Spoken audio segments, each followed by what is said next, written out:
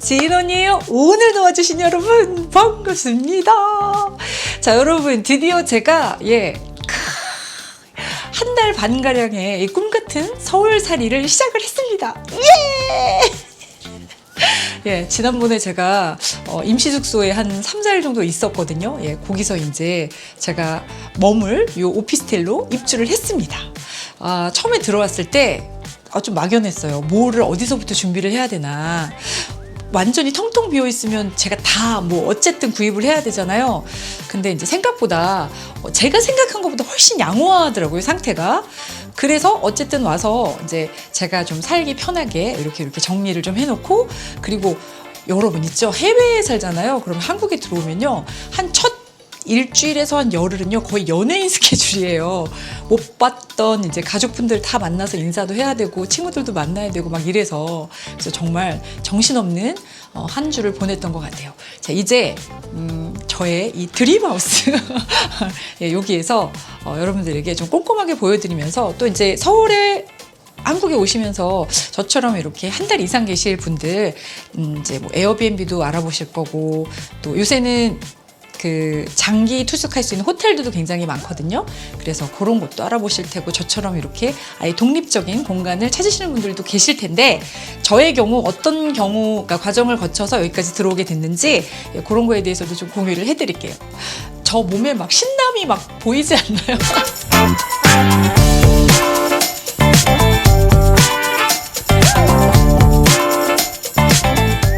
자, 일단 제가 있는 곳은 강남의 그 신논현역 근처에 있는 오피스텔이고요. 자, 이렇게 통창이 있어서 굉장히 채광도 좋고, 그리고 뷰도 좋습니다. 뷰를 봐야 앞에 전부 아파트뿐이지만, 그래도 아침에 딱 눈 떠서 이 블라인드를 딱 올리면 굉장히 기분이 좋아요. 햇살도 쫙 들어오는 게 굉장히 단촐하지만 여러분들에게 제가 머물 이 오피스텔을 두루두루 좀 보여드리면서 소개를 해볼게요. 자, 일단 입구부터 출발을 해볼까요? 입구에서 이렇게 쫙 들어왔어요. 그러면 이렇게 쭉 복도식으로 입구가 출발이 됩니다. 근데 여러분, 제가 여기 들어와서 제일 감동한 게 뭔지 아세요? 바로 이 양쪽에 든든하게 달려있는 이 수납 공간이에요. 이 부분이 전부 다 수납이 다 될 수 있는 공간이에요. 한번 제가 볼게요. 일단 제 물건이 들어가 있어서 좀 지저분하긴 한데, 따라란. 자, 이렇게 쫙 다 수납 공간입니다. 이게 다 여기 전부 굉장히 넓죠. 자, 그리고 이쪽 오른쪽도 당연히 수납 공간이라고 생각하고 가벼운 마음으로 딱 열었더니 따라란, 바로 붙박이식 냉장고였어요. 굉장히 크죠. 저는 사실은 정말 요만한 조그만한 미니 냉장고 정도 기대하고 왔는데, 냉동실도 3칸이나 돼요. 텅텅 비어 있습니다. 제 수준의 지금 냉동실을 채울 형편이 아니기 때문에. 자, 그래서 일단 이곳에 들어와서 가장 만족스러웠던 곳이 바로 이 부분이었어요. 이 수납 공간. 자, 이제 화장실로 한번 가볼게요. 화장실도 상당히 넓어요.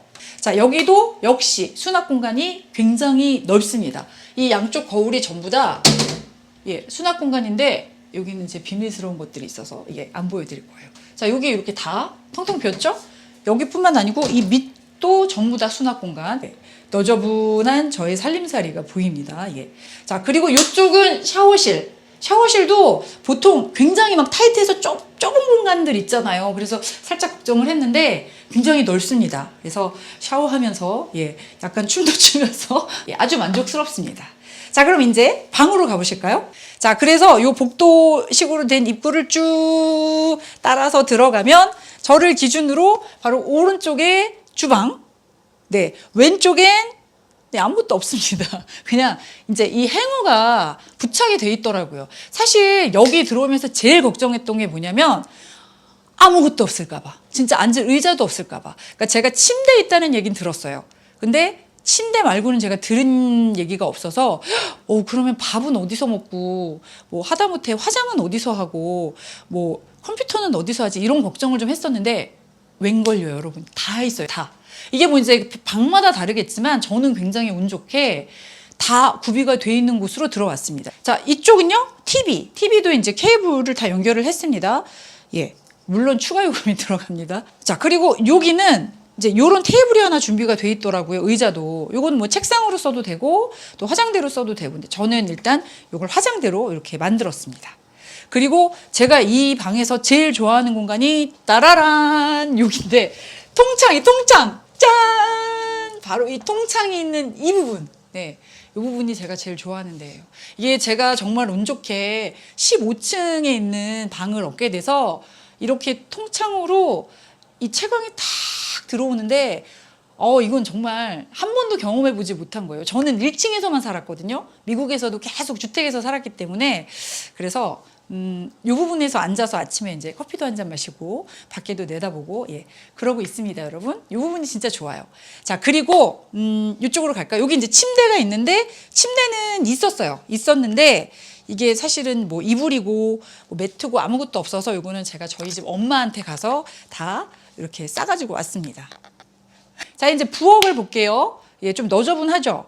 자, 여기서 기본적으로 있었던 게 바로 이 전자레인지, 그리고 요 세탁기, 그리고 요 가스레인지. 요 가스레인지는 인덕션이 아니고 실제 도시가스가 연결이 된 불이 들어오는 가스레인지예요. 요 세 가지는 기본적으로 있는 걸 확인하고 제가 입주를 했습니다. 자, 사실 제가 여기 들어오면서 제일 걱정했던 부분이 바로 식탁이었어요. 식탁이 없으면 식탁을 살 수는 없고 조그만 이제 밥상을 사고 방석을 사서 거기서 땅바닥에 앉아서 먹어야겠다라는 대충 이렇게 계획을 잡고 왔는데 웬걸요, 여러분. 여기에 이렇게 쭉 빼서 쓸 수 있는 오픈 식탁이 있더라고요. 그래서 공간 세이브도 되고 여기서 이제 책상 겸용으로 일도 하고 밥도 먹고 또 TV도 보고 이렇게 썼다가 또 뭐 누가 온다든지 좀 넓게 쓰고 싶을 땐 이렇게 집어넣어주면 됩니다. 자, 이게 대체적인 이제 이 집에 기본적으로 붙어 있는 것들이었어요. 그리고 나머지 것들, 이제 소모품들 있죠? 이런 것들, 뭐 세제라든지 식기류, 뭐 이런 것들은 제가 다 구입을 했습니다. 근데 뭐 이거는 저렴한 것들이니까 전부 다. 근데 여러분, 제가 요번에 이거를 구입하면서 진짜 놀랬던 게 뭐냐면요. 지금요, 여러분, 조미료 하나 없어요. 기름도 없습니다, 여러분. 근데 생활하는데 아무 지장이 없어요. 이 냄비하고요, 후라이팬만 있으면 생활이 가능해요. 왜냐하면요, 요즘 포장되어 있는 음식들이, 식자재들이 너무 잘 나와서요, 기름도 없어도 돼요, 여러분. 찌개 종류는 여기다 끓이면 되고, 또 뭐 고기라든지 밥 종류, 볶아야 하는 것들은 그냥 후라이팬에 볶으면 되니까 정말 간편하게 잘 나와 있더라고요. 그래서 제가 여기 들어온 지 한 일주일 정도 됐는데 지금까지는 요거만으로도 충분히 아주 배부르고 맛있는 음식을 해서 먹고 있습니다. 너무 괜찮죠, 여러분? 자, 모든 건 거의 한 90%는 전부 다이소에서 구입을 했어요. 아직까지 저는 잘 이해가 안 가는 게, 아니 어떻게 그 가격에 그렇게 품질이 좋은 제품들을 팔 수가 있지? 응? 제가 이 칼하고 가위를 1,000원, 2,000원에 구입을 했거든요. 근데 제가 집에서 사용하고 있는 것보다 더 잘 드는 것 같아요. 진짜로. 이거는 진짜 내 상식으로는 어떻게 이렇게 가능한지 아직도 이해가 잘 안 가요. 자, 아무튼 여기까지가 이제 방 투어가 되겠고요. 그리고 이제 여러분이 가장 궁금해하시는 이 방을 어떻게 들어왔고, 그다음에 두 번째 여러분이 제일 궁금해하실 게 얼마에 들어왔는지, 또 보증금은 있는지 없는지 그거 알려드릴게요. 찌머니 자, 일단 이곳의 한 달 월세는 140만 원. 저는 한 달 반을 지내니까 210만 원. 그리고 보증금은 200만 원을 걸었습니다. 자, 이게 비싸다 싸다의 기준이 조금 모호한 게요. 제가 한국에 들어오기 전에 꽤 오랫동안 이 단기 렌트에 대해서 알아봤거든요. 그러니까 에어비앤비, 롱스테이 호텔, 그리고 또 레지던스 이렇게 등등등. 근데 모두요, 평균 잡아서 한 달에 120만 원에서 200만 원 사이 정도, 그 정도 되더라고요. 물론 위치에 따라 가격은 많이 달라집니다. 저는 이쪽 강남, 노년, 역삼 이런 역세권 지역을 우선순위로 정했고요. 또 보증금이 있느냐 없느냐에 따라서도 가격이 약간씩은 달라집니다.